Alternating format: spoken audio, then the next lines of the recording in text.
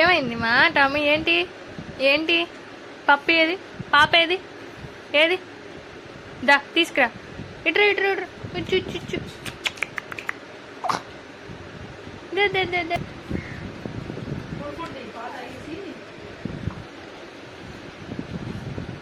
ఏంటి వచ్చారు కాసేపు 4 రోజులు ఉంటే వెళ్తారు.